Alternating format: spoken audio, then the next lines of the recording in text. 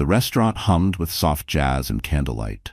Crystal glasses clinked, silverware chimed gently against porcelain, and the quiet murmur of conversations filled the air like a warm current.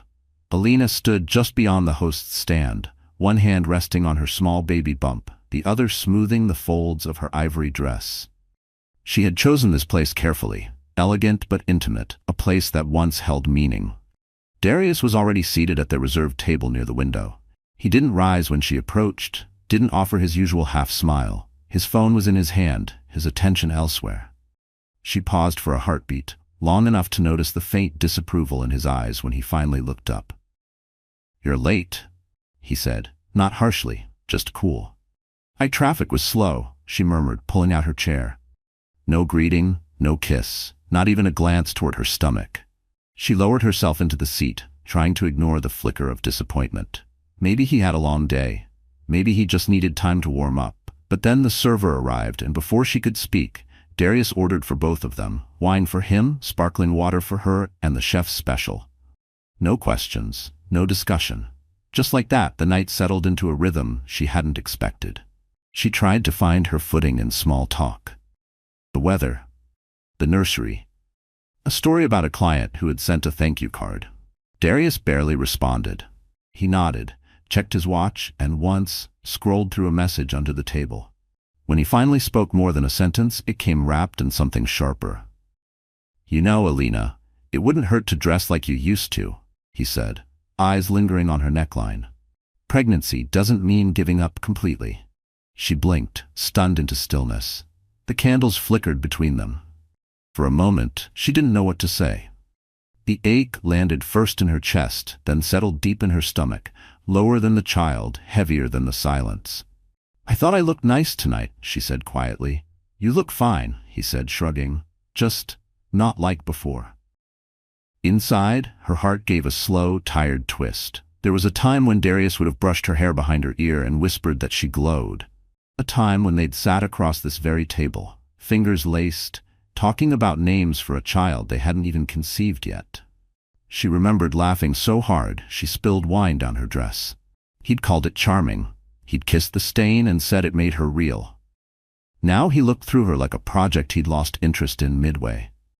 Alina glanced out the window, trying to steady herself. Outside, a street lamp buzzed faintly over a quiet sidewalk. The rain had just stopped. A thin sheet of mist curled along the curb like breath waiting to be exhaled. She watched it drift, her eyes softening.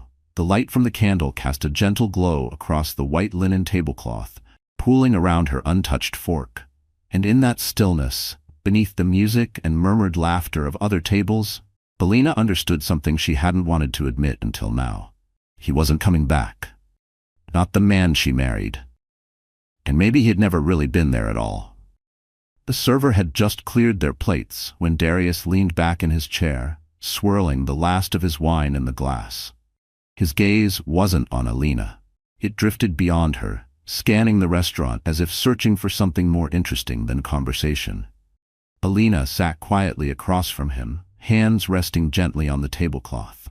The sparkle of the candles caught the thin gold band on her finger. She traced it absently with her thumb, like a reflex that still hadn't faded. "You've barely touched your food," Darius said, finally meeting her eyes. She offered a small smile. "I wasn't that hungry."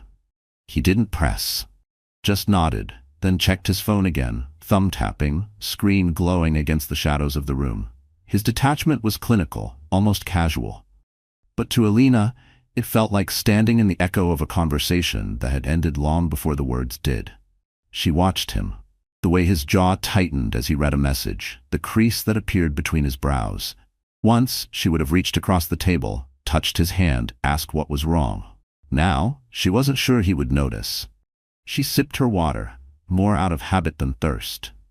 Inside, something quiet flickered. Not anger, not quite sadness, more like recognition, an acknowledgement that they had drifted too far out to swim back. There had been a time when just the sight of Darius walking through a doorway made her heart quicken. In their early days, he was all ambition and charm, with eyes that lit up when he talked about building a future together. He used to bring her coffee during long work nights, read her blueprints like they were poetry. They used to talk until dawn, legs tangled on the couch, dreaming aloud like nothing could touch them. But time had worn those edges smooth. Success came, money followed, so did distance. They moved into a bigger house, their schedules filled with meetings and travel. Conversations turned into logistics. Who'd pick up dry cleaning? Who would be home for the contractor? Affection became routine. Touches became quick. And slowly, without either of them saying it out loud, the space between them filled with silence too familiar to feel alarming. Alina shifted in her seat now, fingers brushing over her stomach. He didn't notice. Instead, he lifted his wine glass and said, almost offhandedly, "You know, it's strange. I used to imagine what our 10th anniversary would look like." Alina looked up, surprised by the sudden dip into memory. "Oh?" she asked, cautious. He shrugged. "Private villa, somewhere on the coast, you in something red, me with less gray." She smiled faintly, the image soft but distant. "I used to imagine it too," she said, her voice quieter. "Just a little differently." They both went silent. Outside, the sky had darkened. Street lights glowed faintly behind the tall windows, casting long gold reflections across the table. Somewhere, a couple laughed, low and easy, the sound brushing past like a breeze. Alina couldn't quite reach. She turned to look toward it, not out of jealousy, but out of a quiet longing, for simplicity, for closeness, for the version of them that once existed in small apartments and late-night takeout. She couldn't hear the words of that laughter, but she remembered what it used to sound like when it was theirs. The clink of a bell over the restaurant door broke the lull between them. A breeze followed, cool and unexpected, carrying with it the faint scent of rain and something softer. Alina looked up, almost by instinct, and there he was. Leon stood just inside the entrance, brushing droplets from the shoulders of his dark coat. His eyes scanned the room, then stopped when they found hers. A quiet smile curved across his face, not performative, not practiced, just real. Alina felt her breath catch. Darius followed her gaze with a bored glance, then paused. His posture stiffened, his jaw tightening in almost imperceptible increments. He watched as Leon crossed the room, every step deliberate, unhurried. "Alina," Leon said when he reached the table. "Sorry I'm late." His voice was warm, familiar. It didn't try to dominate the space, it simply filled it. He leaned down and placed a gentle kiss on her cheek, his hand resting lightly on her shoulder. And just like that, Alina remembered what comfort felt like. She hadn't noticed how tense her body was until it softened under his touch. Darius cleared his throat, loud enough to be heard, but not enough to be obvious. "Friend of yours?" he asked, the words brittle around the edges. Alina hesitated. For a second she felt 16 again, caught between fear and defiance. "This is Leon," she said, steadying herself. "My partner. Leon, this is Darius."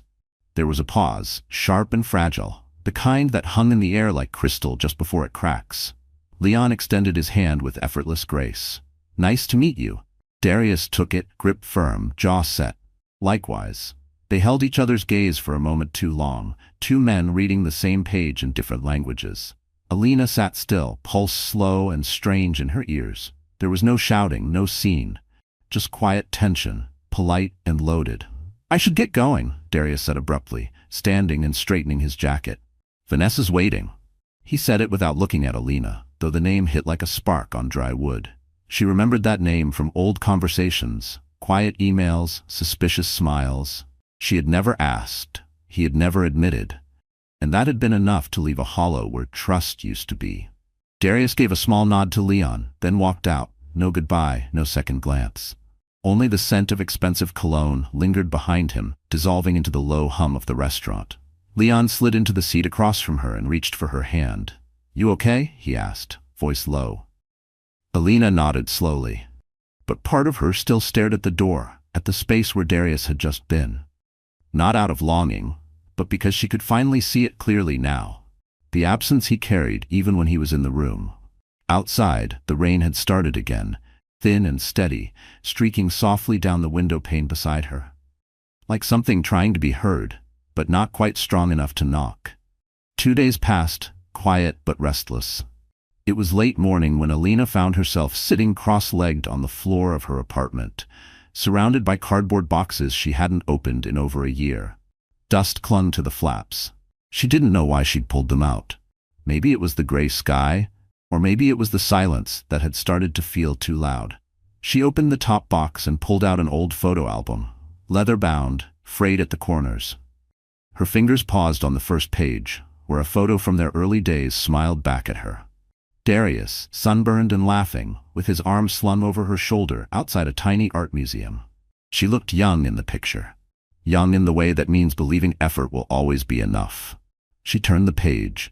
Snapshots from college, road trips, late nights in small apartments, the years before ambition grew teeth. She ran her fingers over one photo of them in a hardware store, holding paint swatches, arguing over eggshell versus ivory. Back then, even disagreements had felt like teamwork. A vibration on the table pulled her out of it. Her phone lit up. Amira. She picked it up. "Did you see it?" Amira's voice came in bright, fast, and unfiltered. The Chronicle just posted a feature on Brandon and Vanessa's engagement party. Full-blown society page drama. Apparently, it's going to be massive. Alina pressed the album closed. "I hadn't seen it, but I ran into him." The line went quiet for half a second. "Wait, what?" "He showed up at the restaurant the other night, sat right across from me," Alina said, her voice light but carefully even. "Didn't recognize Leon, asked a few questions, left." Amira let out a slow breath. "God, of course he did, and now he's throwing this big show?" That man never'd know the meaning of quiet dignity. Alina half smiled, tracing the edge of the album with her thumb. They used to talk about renewing their vows for their 10th anniversary. Something small, Alina had imagined. Just family, close friends, maybe a beachside dinner. Not this. Not headlines and chandeliers and curated guest lists. That dream had been quietly replaced. She hadn't even noticed when it happened. She hung up the call after a few more exchanges, then sat back in the hush of the room, the photo album heavy in her lap. On the coffee table sat a folded invitation that had arrived that morning, elegant, gold embossed. She hadn't opened it yet. She didn't need to. She already knew what it said.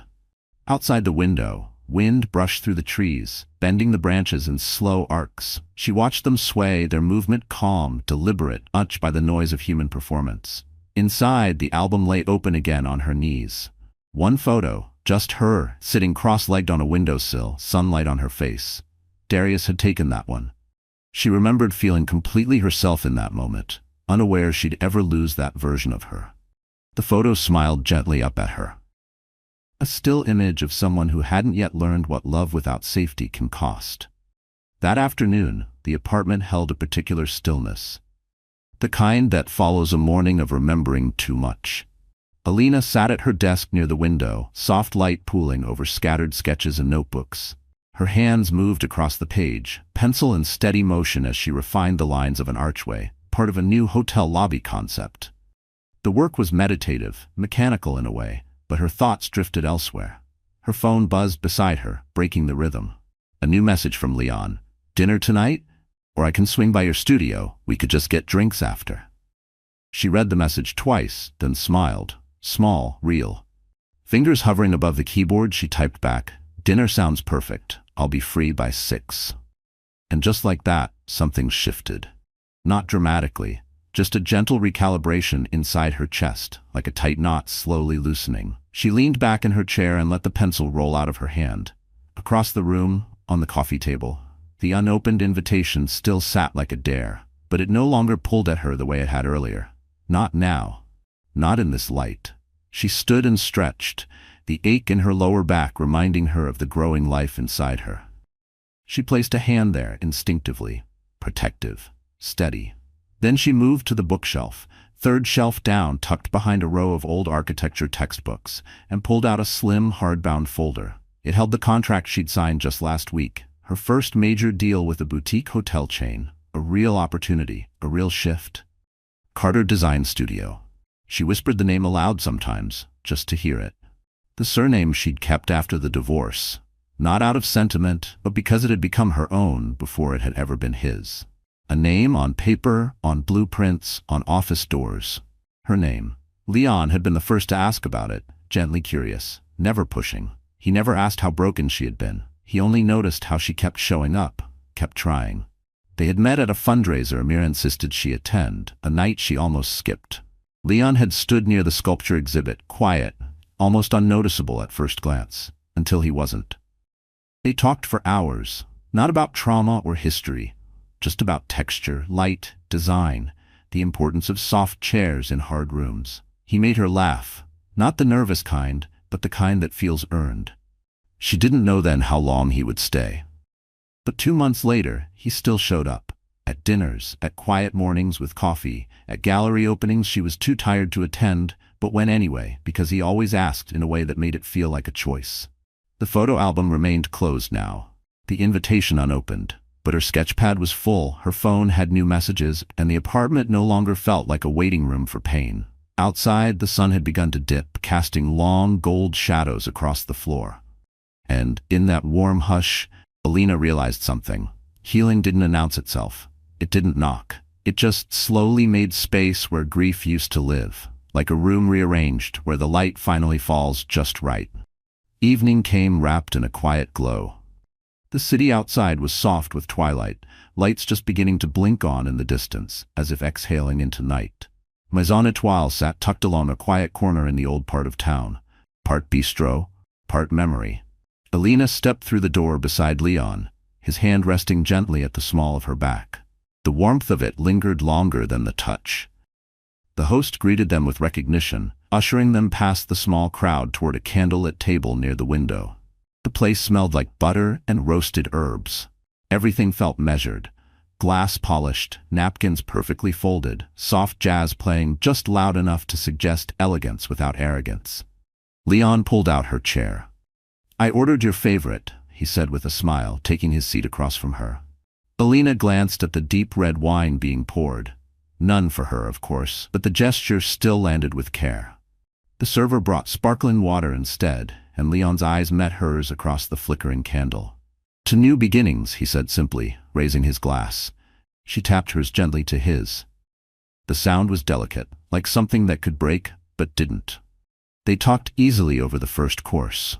Alina found herself speaking with unusual energy about her latest design sketches, the lobby redesign, the wall textures, the lighting concept that mimicked natural sunrise. Leon listened the way few people did. Not just politely, but as if her words were architecture themselves, worth building on. It felt natural to lean in, to laugh once, softly, to forget how long it had been since dinner felt like a place she wanted to stay in, not escape from. Between courses he reached across the table, covering her hand with his. His thumb moved gently against the back of hers, almost absently. "I've been thinking," he said after a pause. "I'd like to introduce you to some people. From my world." Alina tilted her head slightly. "Your world?" He nodded, hesitating just enough to be honest. "Colleagues, friends, people I've known a long time. I've been slow to open that door, not because I'm hiding anything, but because, well, it's complicated, and I didn't want to bring any noise into something that already felt right." His voice was quiet now, careful. Alina watched him, this man with kind eyes and a guarded edge. She understood the hesitation. She had her own. "Is this about the fundraiser?" she asked gently. He smiled. "It's just one night, but I want you there, with me." A pause stretched between them. She took a breath. "Then I'll come." The words settled in the air like something placed down with care. Leon looked relieved, but not surprised, as if he had hoped but wouldn't have pushed. They finished dinner slowly, without hurry, shared a slice of dark chocolate torte, talked about books, music, bad childhood haircuts. Alina told a story about losing her sketchbook in Paris and drawing on napkins for 3 days. He laughed. She did too. It was late when they finally stepped out. The night had cooled. Leon's driver waited at the curb in a sleek black car.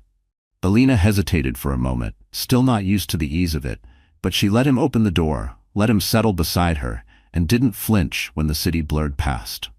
Inside the quiet hum of the car, she leaned slightly toward him and closed her eyes. It wasn't love yet, but it was something that made room for her. And in the reflection of the window as streetlights passed like distant stars, she saw herself. Not polished, not perfect, but present. And that was enough. Morning filtered into the studio slowly, soft through the tall windows, casting golden angles across Alina's drafting table. The room smelled faintly of cedar and graphite. Her sketchpad lay open. Yesterday's lines paused mid-thought. The city murmured below, just enough to remind her it was still there. She sat with one leg tucked beneath her, a mug of lukewarm tea balanced on the windowsill. Across the room, rolls of tracing paper leaned against the wall, some unraveling at the edges. She hadn't touched them in hours. Instead, her phone buzzed from the desk. It was Amira. "Did you hear?" Her voice came through bright and breathless. "Brandon and Vanessa are throwing their engagement party at the Four Seasons next week, and get this, word is you're on the guest list." Alina blinked. "I what?" she asked, her voice more tired than surprised. Amira sighed, less amused now. "Apparently Vanessa insisted, said something about grace and maturity. But everyone knows it's for show." Alina exhaled, the sound soft but weighted. She looked around the studio, not at anything in particular, just needing somewhere to place the news. "Are you okay?" Amira asked gently. "I'm not sure," Alina answered. "Maybe." After they hung up, she moved through the space without urgency. Watered the plants, fed the cat that wasn't hers but visited most mornings, opened a new set of pens and closed them again. Her mind kept circling the same thought. Why now? Vanessa's invitation felt deliberate. Not cruel, exactly, but something close to it, like a beautifully wrapped reminder of what Alina no longer belonged to. She remembered the first year of marriage, when anniversaries were handwritten notes and quiet dinners at home. Darius used to draw stars on napkins when he was nervous. He hadn't drawn anything in years. Her phone buzzed again. This time it was Leon. "Hope your day's going well. Dinner again soon?" She smiled, small and unforced. Typed back, "Would love that. Things are strange today. Tell you later." And just like that, the atmosphere shifted. Not by much, but enough to breathe differently. She turned back to her table and picked up a pencil. Began sketching slow curves into the outline of a lobby entrance, clean, modern, grounded. With every line, she felt more anchored, less reactive. This was her space now. Her name on the drawings, her work, not the aftermath of someone else's ambition. Later that evening, at home, she opened her mailbox and pulled out a cream-colored envelope, heavier than the others. Her name was written in soft gold script. She didn't open it right away. She held it in her hand as she walked inside, sat on the couch, and stared at it under the soft light of her living room lamp. It sat there, quiet, beautiful, intrusive. Like a knock she didn't remember inviting. That night, the envelope remained unopened on the coffee table. Alina sat curled in the corner of her couch, one knee drawn up, a blanket resting over her legs. The room was quiet, save for the hum of the fridge and the distant sound of tires on wet pavement. Her tea had long gone cold. She didn't reach for it. The envelope still sat there, thick, expensive, deliberate. She picked it up, finally, turning it over in her hands. The weight of it felt like more than paper. It felt like theater, like a performance that had cast her as a supporting role in a play she hadn't agreed to join. Her fingers slipped under the flap. Inside, an ivory card, embossed gold letters, and the names she already knew. Mr. Brandon Ellis and Miss Vanessa Royce. "Request the pleasure of your company." She stopped reading. It wasn't the words that stung. It was what they implied, that her presence was decorative, that her past could be neatly folded into someone else's present. She placed the card back in the envelope, slower than necessary, and set it aside again. Her mind drifted, not to the wedding or the party, but to a different evening. Years ago, a night in their second apartment. She had burned dinner. The smoke alarm had gone off. Darius had opened every window while she laughed so hard she cried. They'd eaten takeout on the floor that night. He'd said he didn't care about the food. He just liked coming home to her. That version of him had felt real once. But memories soften with time. They don't vanish. They just lose their urgency. What hurt becomes quieter. What mattered becomes mixed with what didn't. A soft knock pulled her back. Not at the door. Her phone. Leon. She answered with a soft, "Hey." "Was thinking of you," he said. "You okay?" There was a pause, short but full. "I got the invitation," she said, "to their engagement party." Another pause. "Do you want to go?" he asked, his voice careful but open. "I don't know yet." Leon didn't push. "Whatever you decide, I'll be there." It wasn't a promise, not in the dramatic sense, just something steady, something true. After they hung up, Alina looked down at the envelope again. It hadn't changed, still the same curve of letters, the same sheen, but now it looked smaller somehow, less important. She turned off the lamp beside her. In the half-light of the room, the envelope glowed faintly, not like an invitation, more like a reminder that she could choose to stay home or not. But either way, she'd stopped waiting for someone else to tell her who she was. The dress hung from the doorway, untouched. Emerald green, simple lines, clean neckline, the kind of fabric that whispered rather than shouted. Alina stood a few feet away, arms crossed, as if looking at a version of herself she hadn't met yet. Amira had stopped by earlier to help with her hair, half pinned, half loose. "You'll look like power wrapped in grace," she'd said, grinning. But now, alone in the soft hush of Leon's penthouse, Alina wasn't so sure what she looked like. Leon stepped out of the bedroom, adjusting the cuff of his dark suit. He paused when he saw her standing still. "You okay?" he asked gently. Alina nodded. "Just gathering myself." He didn't press, just crossed the room and stood beside her, not touching the dress, just taking it in with her. "It's beautiful," he said. "But it's not what makes you strong." She met his eyes and smiled, almost embarrassed. "I know, I want to walk in there feeling like I belong, not like someone who used to be part of the picture." Leon tilted his head. "You've never needed permission to belong." The words settled quietly between them. A few minutes later, she slipped into the dress. It fit the way something does when it's not trying too hard. She turned once in the mirror, not to admire, just to recognize. And when they finally left, stepping into the car that waited below, Alina felt calm, not confident exactly, but anchored. Her hand rested on her stomach, a reflex now. The city blurred past, glass and steel and distant headlights, and when they arrived, the Laurelwood Hotel shimmered like it had been staged for a dream. Cameras clicked softly. People turned, subtly curious. Inside, the ballroom bloomed with crystal chandeliers and champagne. Names floated around her like perfume. Investors, artists, old names with new power. But it wasn't until they stepped into the main room that the moment sharpened. A woman with auburn hair approached, striking, composed, wrapped in silk and charm. "Damien," she said brightly. "And who is this?" Alina extended her hand, steady. "Monica," Leon said. "This is Alina, my partner." Monica smiled wider. "An architect? Wonderful. We must talk about Berkeley's new cultural wing." They spoke briefly. Alina smiled, answered, nodded. But inside there was still a faint echo of doubt, soft but present. As more people came and went, she drifted to a quieter corner. The exhibit lining the back wall drew her in. Photos of outreach projects, school children, green fields reborn. She paused at one image, an aerial shot of a village hospital, white against red earth. The caption read, "What we build matters. But who we build it for matters more." She read it twice, and somewhere in that moment, away from chandeliers and introductions, she felt it again. That quiet knowing she'd carried since the first time she held a pencil and believed it could shape a future. Behind her, laughter rose and glasses clinked. She stayed where she was, still, small, steady, like a foundation, hidden but holding.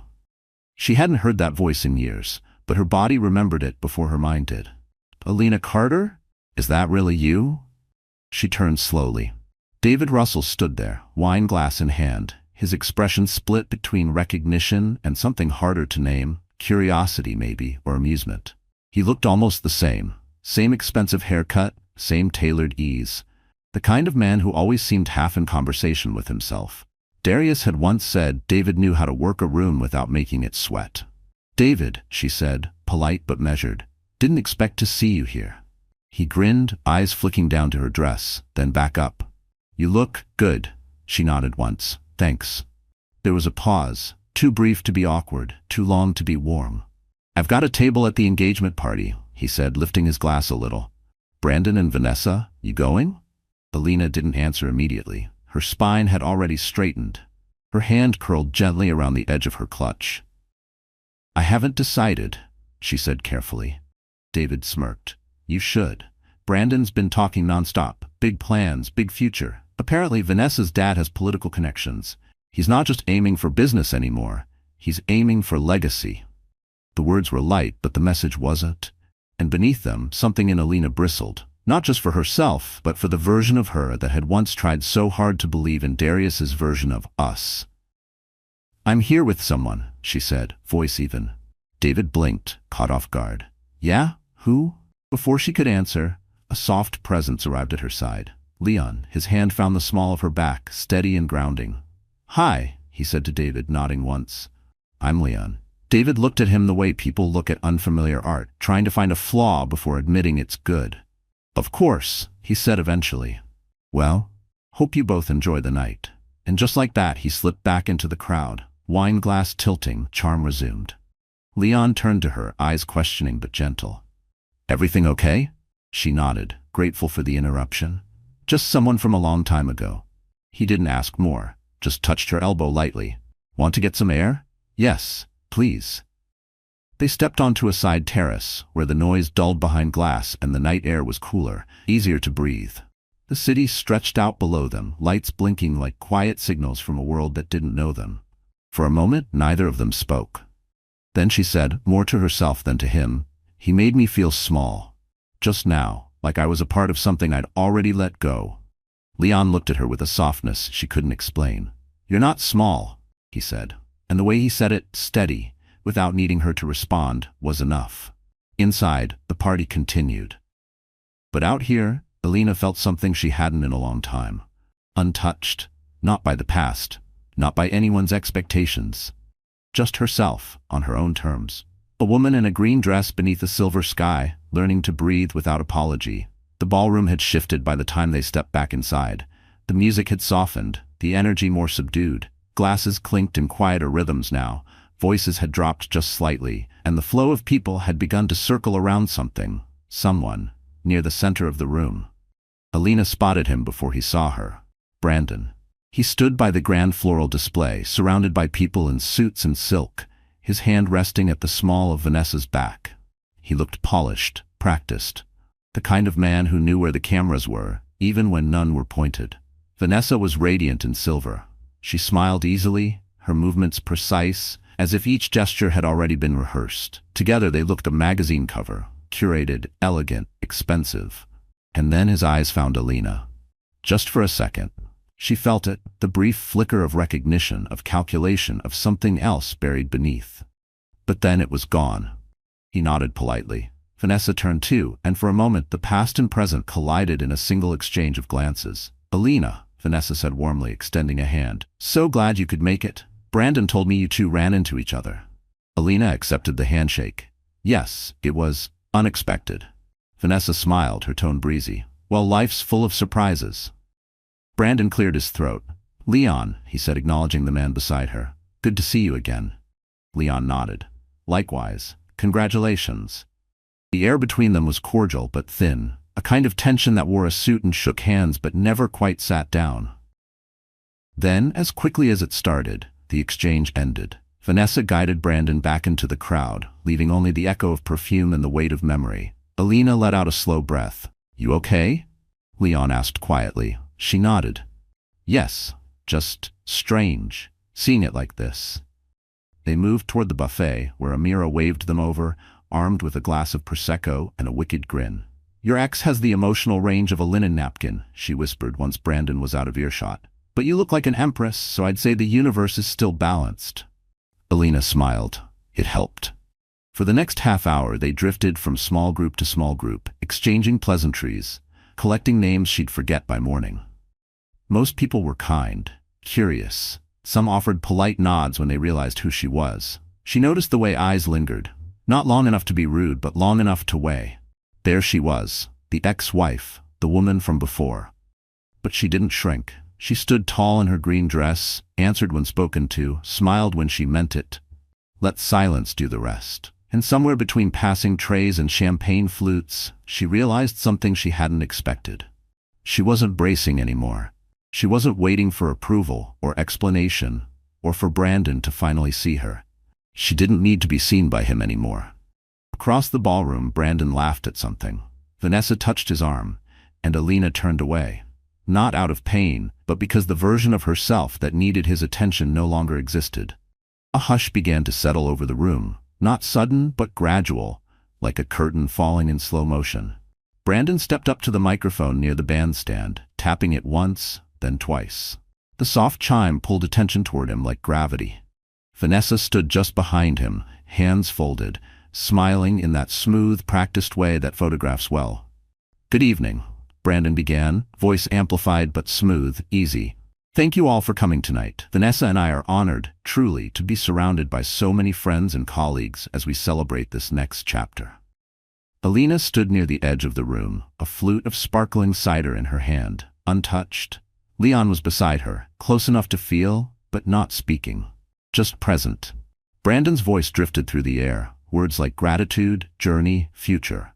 Alina heard them, but didn't really listen. She studied his posture instead, still confident, still centered, like he was most alive when the room tilted toward him. She remembered that part of him well. The way he could light up under pressure, how words came to him like oxygen. How easy it had been to believe him. Vanessa stepped forward next, taking the mic with a polished smile. "I couldn't be more grateful to be standing beside Brandon tonight," she said.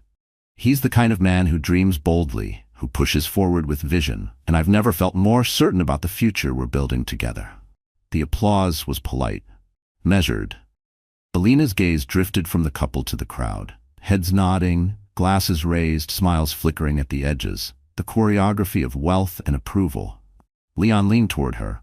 "You've handled this like a queen," he said softly. She smiled, faint and true. "I'm ready to go soon." But before they could slip away, a new voice cut through the murmur behind them. Sharp, cool, familiar. "Leaving already? You haven't even congratulated the bride properly."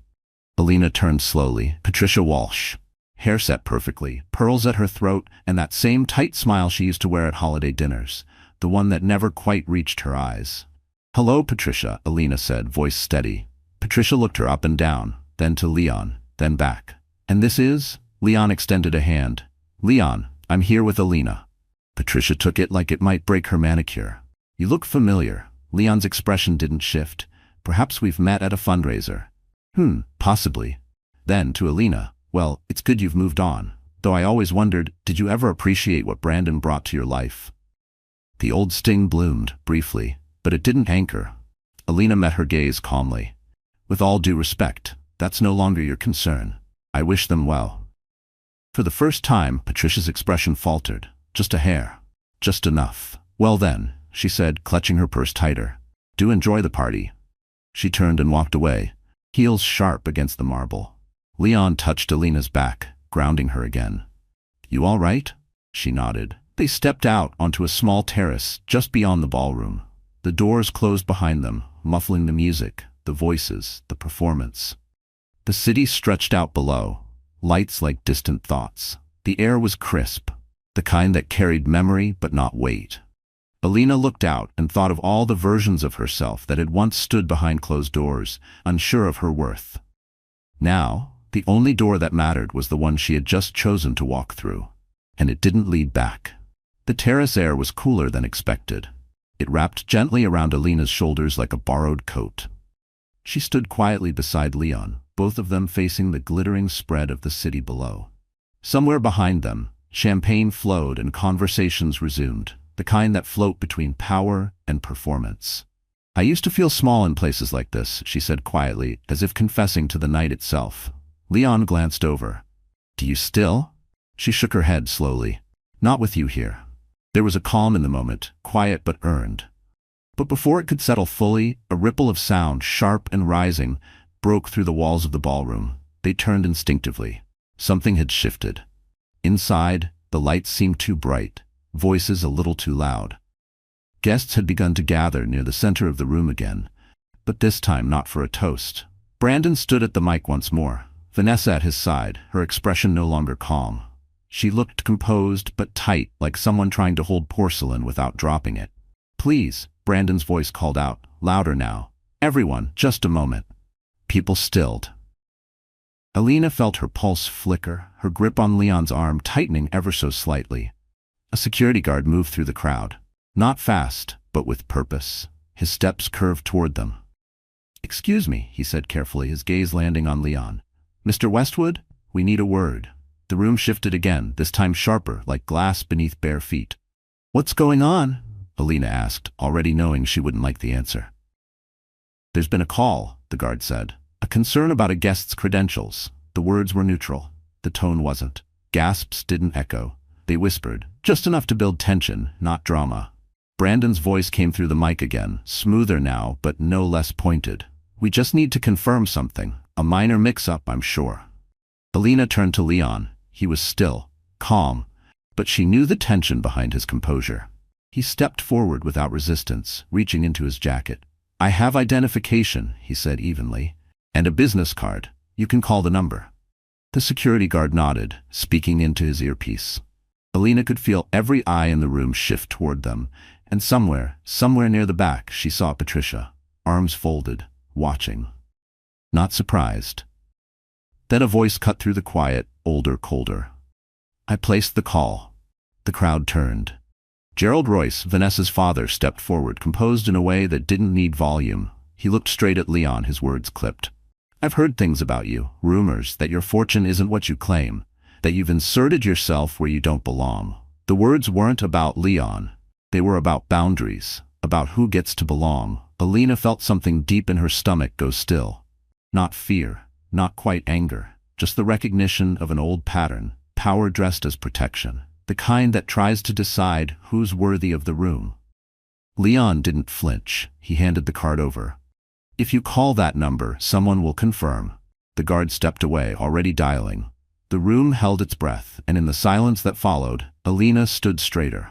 Not beside him, but with him, not defending, just being. The kind of presence that doesn't ask permission. The guard moved away, murmuring into his earpiece. His voice was low, clipped, professional, but the silence he left behind grew louder with each second. All around them, conversation had stopped. Guests stood still, not out of panic, but curiosity. That quiet, sharpened kind. The kind that dresses up as concern but feeds on spectacle.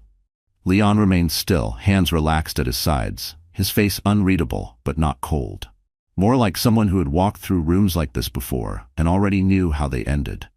Alina stood beside him, not touching him, not speaking, but so clearly on his side that it didn't need to be said aloud. Gerald Royce didn't budge either. His gaze remained fixed on Leon, not confrontational, just clinical, like he was auditing a balance sheet. I'm not here to cause trouble, Leon said quietly. I was invited. I came in good faith. And yet, Gerald replied, we still find ourselves wondering. He looked around the room like he owned it. That was the thing about men like Gerald. They didn't raise their voices. They didn't need to. A minute passed, maybe two. Then the guard returned, a small earpiece still curled behind his ear. He walked with purpose, but no urgency. It's confirmed, he said simply. Mr. Westwood is who he says he is. He handed the card back to Leon, then stepped away, his job complete. A ripple moved through the crowd. Not relief, not applause, just the subtle retraction of judgment, the quick reshuffling of social posture. People picked up their glasses again. Conversation started in hushed tones. The moment was already being rewritten in real time. Alina didn't exhale right away. Leon nodded, then turned to Brandon and Vanessa, his voice calm. Congratulations again, but I think we'll be leaving now. There was no anger in his tone, no righteousness, just something final. Brandon tried to recover, something about confusion, a mistake, how this wasn't personal. Vanessa didn't say anything. She looked embarrassed, her smile frayed at the edges. Gerald's expression never changed. He stepped back into the crowd without comment, already fading into the blur of money and glass. Leon offered Alina his arm. She took it. They walked out together, the way they had walked in, not loudly, not defiantly, but with quiet clarity. Outside, the night wrapped around them like a softer truth. The air was cooler now, the street quieter. Somewhere in the distance a siren called out and then faded. In the car, Alina sat beside him, her hand resting on her lap. Not clenched, just still. I'm sorry, she said finally. Leon looked over. For what? For having to prove yourself. He shook his head once, almost smiling. I've done it before. But Alina knew something had shifted. Not just in the room, but in him. And in her too. Because once again someone had tried to decide who belonged. And once again, she'd learned that the most powerful answer wasn't anger or explanation. It was presence. It was leaving with your head high, your name intact, and your hand in the right one. The sun rose slow and silver over the city. Not bright, just steady. A kind of light that didn't ask to be noticed but arrived anyway. Alina sat at the kitchen island in Leon's penthouse, barefoot, a mug of tea cooling between her palms. The night before felt far away and strangely close, like a dream she wasn't quite finished leaving. The silence of the space was comfortable, not heavy, like the apartment understood when to speak and when not to. Her phone buzzed once, then again, then again. She turned it over. "Amira, you're in the news. Everywhere." Alina opened the link. A headline blinked back at her. "Billionaire guest called out at high society soiree. Turns out he's more legit than anyone in the room." She skimmed the article. Photos of Leon at the party, Brandon mid-speech, even one of her from the terrace. Her name wasn't mentioned, but it didn't have to be. The comment section buzzed with speculation. Who was the woman with Westwood? Was this a quiet power couple no one saw coming? Alina closed the tab. She didn't feel powerful. She felt raw. Like someone who had walked barefoot across polished stone, smiling the whole way, only to find her soles bruised in the morning. Leon walked in a few minutes later, sleeves rolled, coffee in hand. He leaned against the counter, watching her for a beat before speaking. "How bad is it?" he asked. She shrugged. "Depends who you ask." He smiled softly. "And what do you think?" Alina looked at him, the man who had stood still while a room tried to disassemble him, who had handed over a business card like it was a shield he hated needing to carry. "I think you handled it better than anyone should ever have to," she said. Leon didn't answer right away. He sat beside her, reached for her free hand, and traced a slow line over her knuckles with his thumb. "I've been questioned before," he said finally, "but it's different when you're next to me. I don't like them pulling you into it." "I'm not afraid of their judgment," she said. "No," he replied, "but I still don't want you to have to wear it." She nodded, quiet for a while. When she finally looked at him again, her eyes were steady. "Then let's change the conversation." Outside, the city moved on. Cabs cut through intersections. A woman walked a golden retriever down the block, holding coffee in one hand, leash in the other. But inside, there was only the hum of morning, the warmth of two hands held across a countertop, and the realization that sometimes strength doesn't show up in the headlines. It shows up in the quiet, in the moments after the noise, when the truth still feels like your own. 3 days later, Alina stood in front of the gallery wall, arms loosely crossed, eyes fixed on a painting she'd seen a dozen times but never quite this way. It was Leon's, one of his earlier works. A large canvas, almost abstract but with just enough form to suggest movement. A woman, alone in a room, her outline dissolving into brushstrokes. The walls around her bent inward, like the space was folding over itself, like it couldn't hold her anymore. Alina tilted her head, studying the edges. Leon stepped beside her, silent. "I always thought she was trapped," she said quietly. "But now I think she might just be changing shape." Leon looked at the painting for a long moment. "That's closer to what I meant," he said. "But I painted it before I knew that's what I was feeling." They moved slowly through the gallery, past pieces curated for an upcoming event, a private showcase for patrons and press. Leon had invited her to walk the space with him, to see it before the world stepped in. It felt like a gesture of trust, not just invitation. As they moved from canvas to canvas, Alina found herself lingering more with the quiet pieces. The ones where color whispered instead of shouting, where figures blurred rather than stood bold. Maybe it was pregnancy. Maybe it was the recent noise. But lately she was drawn to things that allowed space. Things that didn't demand anything of her. "Do you ever miss being unknown?" she asked. Leon smiled softly. "All the time, but I also remember how lonely it felt." They stopped at the last wall, where an empty frame had been mounted in preparation for a new piece. Alina stared at the blank space. Something about it stilled her. "I used to think I had to fill every part of my life," she said, "like I had to prove I was worth the space I took up." She didn't expect the words. They just came. Leon didn't reply right away. Instead, he gently touched her wrist, as grounding her. "You don't owe anyone a finished picture," he said. "Not even me." And somehow, that mattered more than 1,000 reassurances. Later, they stood near the gallery doors as staff began arriving, voices and footsteps slowly breaking the silence. Leon turned to her. "I'm leaving for Rome next week," he said. "A short trip, to meet with the architects for the Florence wing." Alina looked up. "You want me to come?" "I do, but only if you want to. No pressure. Just the idea of you being there feels right." She nodded once. Not a promise, not a plan, just a quiet yes that hadn't taken full shape yet. He left to take a call. Alina stood alone again, facing the empty frame. It held nothing, but somehow it felt like the most honest piece in the room. A space not yet defined, and for the first time in a long time that didn't feel like something missing. It felt like something beginning. The envelope arrived on a Thursday. Slim, white, unassuming. It was waiting in Alina's mailbox, tucked between a grocery flyer and a minimalist catalog she hadn't subscribed to. No return address, just her name written in that familiar, all too precise handwriting. Darius. She stood at the kitchen counter, staring at it. The sound of the kettle behind her began to rise, steam hissing from the spout, a background tension she hadn't noticed until it was too loud. She turned it off. Then she opened the envelope. Inside was a single sheet of paper, neatly typed. No greeting, no signature, just a date, a time, and an address, one of the downtown law offices. Below that, final review of property documents, please confirm. Alina exhaled, not loudly, just enough to let the stillness shift. She hadn't spoken to Darius since the party, since the night she left without a word, since the public unmasking of things she used to whisper about only to herself. And now, this. A meeting, a legal end to the last remnants of what once was home. She set the letter down and walked to the window. The city moved steadily beneath her, unaware.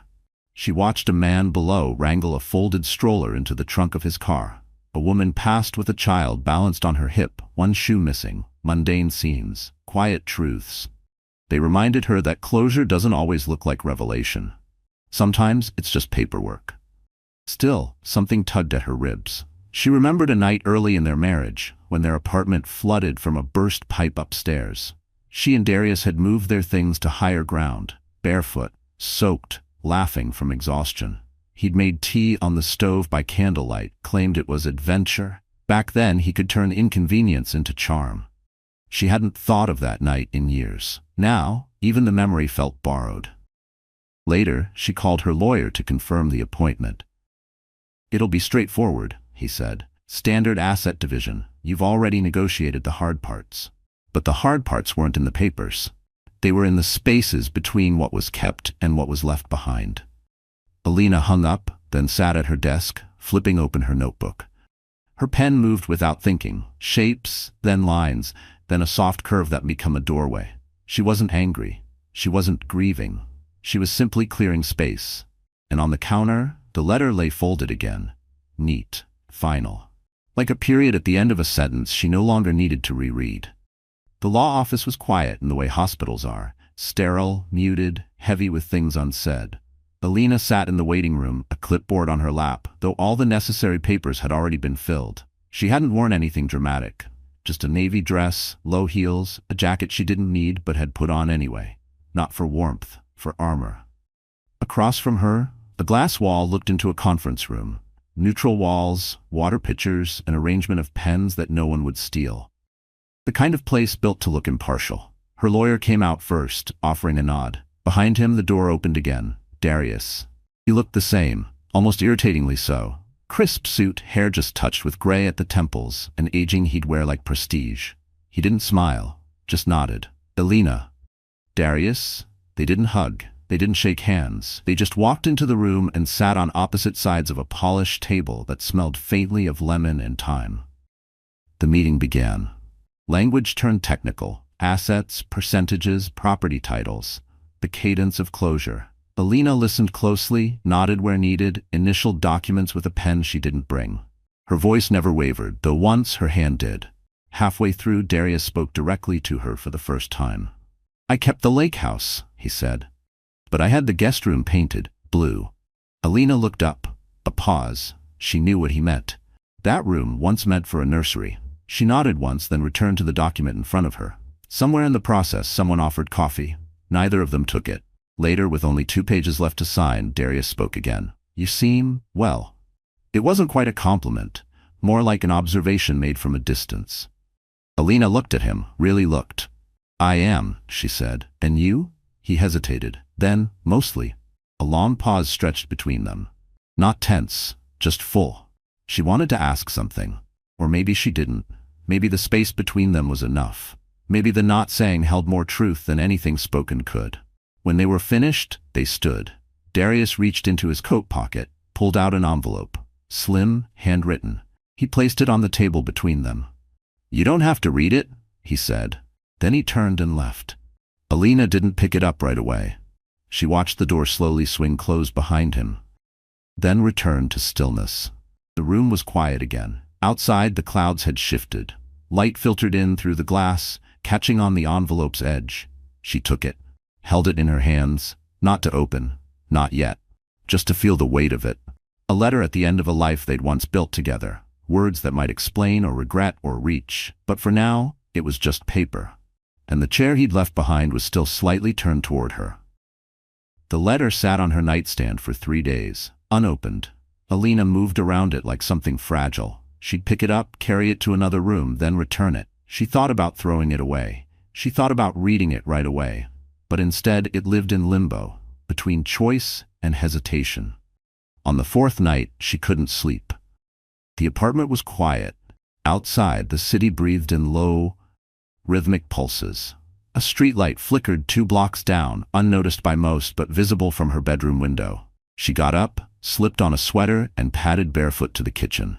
Made tea she didn't want, the kind of ritual that gave her hands something to do while her mind wandered. Back in the bedroom, she finally picked up the envelope, sat on the edge of the bed, opened it. Inside, a single page, typed, no salutation, just Darius's voice, stripped of charm, but not quite stripped of sentiment. "I didn't know how to say any of this in person. Maybe that's a flaw I'll always carry. I didn't leave our marriage, I let it hollow. That's different, but no less damaging. You were trying, I wasn't. I don't expect forgiveness. I just wanted you to know, I saw you. Even when I didn't act like it, I see you now. And I'm sorry I didn't meet you there when it mattered most." That was all. No signature, no plea. Just an ending that landed quietly, like snow on concrete. Alina folded the letter slowly. Her chest didn't ache. Not exactly, but something inside her shifted, like a drawer long stuck finally opening. No anger spilled out, no relief either, just understanding. And something else, a kind of sadness, not for what was lost, but for what was never built right to begin with. She set the letter back down, went to the window. The city below was soft and distant, a constellation of lives continuing. She rested her hand on her belly, feeling a slow, steady movement. Not a kick, just a roll, a quiet reminder. There were still chapters to write. But this page, this one, was turned. Not torn, not burned, just quietly folded and placed in the drawer she no longer needed to keep open. Florence greeted her like a quiet friend. The plane had landed just after dawn. The light stretched soft across the Tuscan hills, golden and familiar even though she'd never been here before. The city wasn't loud with its beauty. It unfolded slowly, like someone telling a story without needing to rush. Alina stood on the balcony of their hotel suite, her hand wrapped around a cup of herbal tea. Below, the Arno moved gently, reflecting rows of weathered buildings in its glassy surface. She breathed in the scent of early summer, stone, sun, distant jasmine. Leon had gone ahead to the foundation site, meeting with the design team. She'd join him later. For now, he'd insisted she rest. No pressure, no plans, just space. She hadn't realized how much she needed it. Inside the suite, her sketchbook sat open on the desk, an unfinished drawing curling slightly at the corners. She hadn't drawn since the letter. Not out of avoidance, but because something inside had needed stillness more than movement. She ran her thumb along the edge of the page, then stepped back outside. The soft roundness of her belly pressed gently against the railing. She rested her hand there, not out of habit this time, but out of connection. In the distance, a bell tower chimed the hour. She remembered a different sound, years ago, when she and Darius had visited Vermont in the fall. A smaller trip, back when small still felt sacred. They had sat on the porch of a rented cabin, watching leaves fall in sheets of color. He had held her hand then, half asleep, and whispered something about the future. It hadn't been a promise, just a possibility. Now, those moments felt less like loss and more like weather. Something that had passed through her and gone. She smiled faintly at the thought. Not every memory needed to be mourned. Later, she would walk down to the cafe across the street, order something flaky and warm, maybe write a postcard she'd never send. But for now, she just stood there. A woman on a balcony in a city she didn't know yet, looking out at a river that had carried other lives before hers and would carry more after. The sun rose a little higher, catching on the edge of a window across the street. And for the first time in months, Alina didn't wonder what came next. She just let the moment stay. It came folded in thirds, tucked inside a pale blue envelope. No name on the front, just an address in Darius's handwriting. The paper was lighter this time. Thinner. As if even the words inside were unsure of their place. Alina found it on the table of the cafe downstairs. The concierge said it had been dropped off earlier, hand-delivered. She sat at the corner table, cappuccino cooling beside her, the city moving at a gentle hum just beyond the window. Tourists walked with maps in hand. A couple passed with a dog tugging at the leash. Ordinary beauty. She opened the letter. "I've thought about writing again for weeks, but I waited. I thought maybe silence would say more. Maybe that would be easier for both of us. But there's something I didn't say in the first letter, and I need to say it now. I didn't just see you. I loved you. In my own broken, misguided way, I did. And I think some part of me always will. That doesn't mean anything now, I know. But maybe one day, you'll believe it wasn't all hollow." Alina read the words slowly, without reaction at first, the kind of stillness that lives between acceptance and something softer. She folded the letter back into its envelope, ran her finger over the crease. Then, she looked out the window again. She didn't feel sorrow. Not exactly.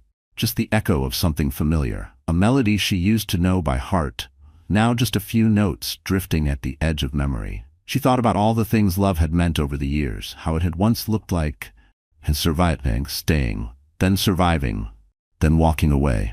Now it looked like this. A letter without a return address, a life no longer waiting for a response, a woman sitting alone at a table whole in a way she hadn't been before. She didn't write back, not out of anger, not even out of closure, but because sometimes the most honest answer is no reply at all. And outside, in the warm Florentine light, a child laughed, sharp, sudden, free. And Alina closed her eyes for a moment, not to forget, just to let go. The rain started just before midnight. Not a storm, just a soft rhythmic tapping against the wide windows of their Florence apartment. Alina stood at the edge of the bedroom, one hand braced on the doorframe, the other resting gently at the curve of her stomach. Something had shifted. Not pain, not panic, just a quiet certainty. She sat down on the edge of the bed and breathed through the pressure, low, deep, steady. The baby moved in response, slow and certain, like a tide rolling in. Leon stirred beside her, voice still laced with sleep. "Is it time?" She nodded, and for the first time in months her smile was unfiltered. "I think so." They moved without urgency. There was a calm to it. Bags already packed, numbers already saved. The car was waiting within minutes, headlights brushing through the soft sheen of rain on the cobblestones. The hospital was quiet when they arrived. White walls, dim lights, nurses moving in practiced stillness. Alina didn't speak much. She didn't need to. Her world had narrowed to breath and rhythm, and the slow opening of something far deeper than pain. Hours passed. She remembered fragments. Leon's hand in hers, the sound of her own breath breaking, the soft hum of monitors, a nurse's voice, gentle, almost maternal, the scent of lavender from somewhere she couldn't place. Then, suddenly and completely, the sound. A cry. Sharp, new, alive. Alina's whole body stilled, and then the child was there, placed gently in her arms, small and warm and real. The room didn't disappear. It just faded. Nothing else mattered. Not the past, not the ache, not even the tears that clung silently to the corners of her eyes. Just this moment. Leon leaned over her shoulder, eyes wide, breath held. "He's perfect," he whispered. Alina nodded. And she remembered something Darius once said, long before everything unraveled. "You'll be a wonderful mother. You already know how to make space for people." And now, here she was, making space not out of need, but from fullness. She pressed her lips to the baby's forehead, closed her eyes. Outside, the rain eased, and the city slept beneath a sky that felt a little newer than it had the day before. The morning after, the world was impossibly still. Sunlight spilled gently across the tiled floor of the hospital room, warming the foot of the bed. Alina sat propped against the pillows, the baby cradled in the crook of her arm. He had finally fallen asleep, his breath light and even, his fingers curled into tiny fists against her chest. Leon sat nearby, a quiet presence in a chair that had clearly not been designed for sleep. His jacket draped over the back, a half-read newspaper folded in his lap. He looked at her, then the child, then back again. Like he still couldn't quite believe either of them were real. They hadn't picked a name yet. They had talked about them, names that held meaning, names with history, names that sounded strong without trying too hard, but nothing had quite settled. Now, in the hush of that new morning, it felt different. Alina traced a finger gently across the baby's cheek, then whispered, "How about Luca?" Leon looked up. "Luca," he repeated, trying it out, then nodded. "It fits." Alina smiled. "It means light, and also, bringer." There was no poetry in her voice, just truth, quiet and whole. Leon reached out, touching the baby's foot with his thumb. "Welcome, Luca." Outside, a nurse entered briefly, gentle, efficient, checking charts and machines. Then she was gone again, leaving only the three of them in the soft glow of morning. Alina glanced toward the window. She remembered a different morning. Years ago, sitting alone in their old kitchen, unopened mail beside her, wondering how she had drifted so far from herself. She had cried without sound that day, not from heartbreak, but from the slow erosion of not being seen. And now here she was. Not repaired, not redeemed, but rewritten. There was no one else in her head, no comparison, no shadow, just her. Leon, Luca. She leaned her head back against the pillow and closed her eyes for a moment. The room held the kind of silence that didn't ache, the kind that wrapped around you like something earned. 2 weeks later, they were home. Not the penthouse, not the Florence apartment, but a modest house just beyond the city's edge, where the tile was uneven, the lemons hung low in the yard, and the quiet had depth rather than weight. It was not a place of status, but of arrival. Alina stood barefoot in the nursery doorway. Linen and fresh paint mingled in the air, while soft sunlight stretched across the crib where Luca slept, his tiny chest rising in steady rhythm, his hand still curled in mid-dream. Leon came up behind her, resting his chin lightly on her shoulder. "You okay?" he asked, voice barely a breath. She nodded, watching their son. Just watching. He stayed with her a moment longer, then stepped away to take a call. She didn't move. Her eyes lingered on the framed photograph above the crib, a coastline she had once visited alone, long before she realized solitude wasn't something to be solved. Back then, the silence felt sharp. Now, it felt earned. She crossed the room slowly and sat in the rocker by the window, the one Leon had put together with his usual quiet conviction. She touched Luca's knuckles gently, then let her hand rest in her lap. Outside, the lemon tree swayed, unbothered by memory or expectation. There had been a time she waited for others to choose her. A time she confused endurance for love. But not this time. This time she had chosen herself. And in that stillness, no headlines, no grand gestures, no need for vindication, she had rewritten everything. Some stories don't end with thunder. They end in morning light, in breath, in a room built from what you learned to carry gently. Dear friend, life has a quiet way of showing us what truly matters, not through applause or validation, but through the still moments when no one's watching. Alina's journey is a reminder that peace isn't something we stumble upon. It's something we walk toward, often after walking away from what no longer honors us. The Stoics taught that happiness depends on ourselves, that we cannot control the world, only our choices within it. Alina chose peace. She chose love that doesn't need to be loud. And she chose herself. Not the broken version others left behind, but the whole version she rebuilt one breath at a time. Where you begin again doesn't have to look dramatic. It just has to feel true. Start quietly, stay true, and let your stillness speak. If this story resonated with you, we'd love for you to like, share, and subscribe to our channel. Your support helps us bring more heartfelt stories into the world. And remember, you're never alone in your healing.